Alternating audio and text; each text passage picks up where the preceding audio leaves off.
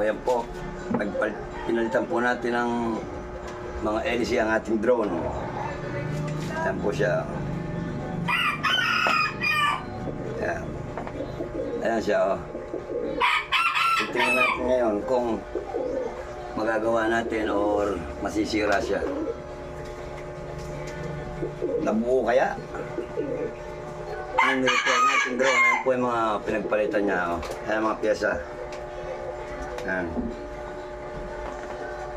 Kakabit na po natin ang kanyang mga LC.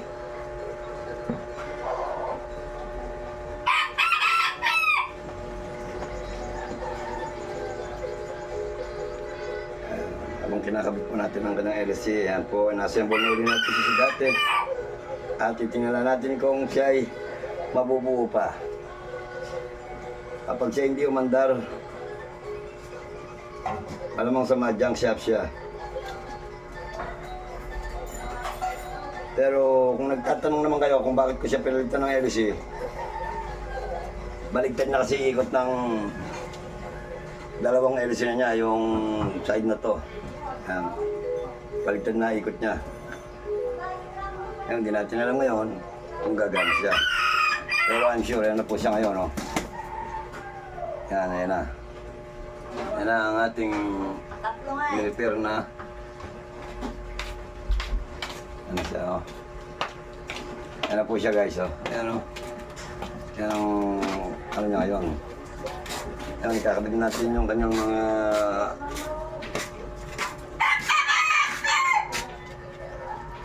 Hindi mo yun, eh. Uy, si Jaja umiyak doon eh. Ikakabit natin ang ilaw. Yan, siyempre may ilaw siya. Yan.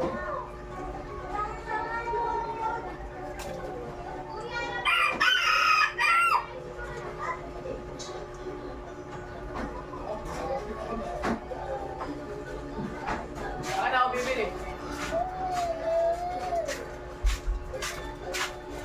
Ang panyarig. Hindi.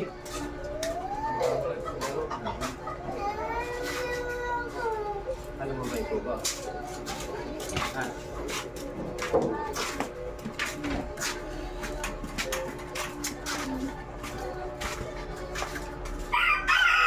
Eh, tama mo tayo.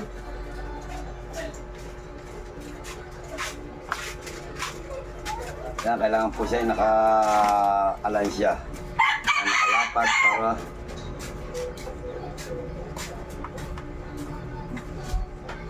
hindi naman po basta-basta kabit lang siya. Kailangan medyo lapat siya, yan, no? Yan, kagaya niya, no?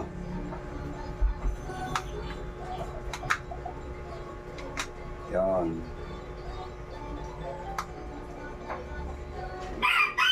Yan, no? Medyo lapad na siya, oh. Yan. Ngayon, tatry mo natin siya kung sakali. Bago natin siya isara, natin ko siya iilaw. Yun.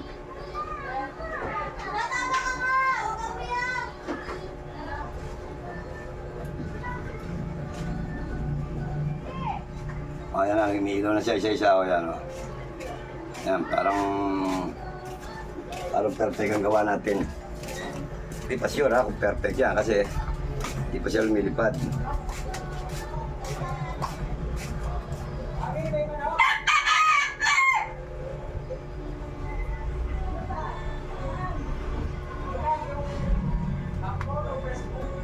Kakabit na natin yung mga tornilyo niya.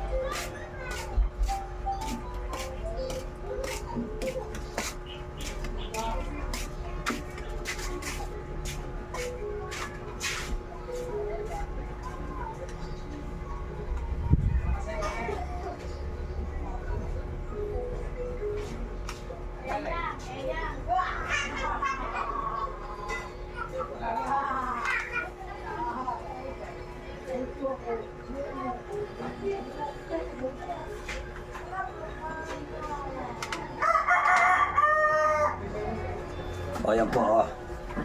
Yan, naikabit na natin siya, o. Okay na siya. Tatry naman natin yan na paliparin ang ating ginawang nirepair na drone kung siya lilipad. Tara, doon tayo sa maluwag na site.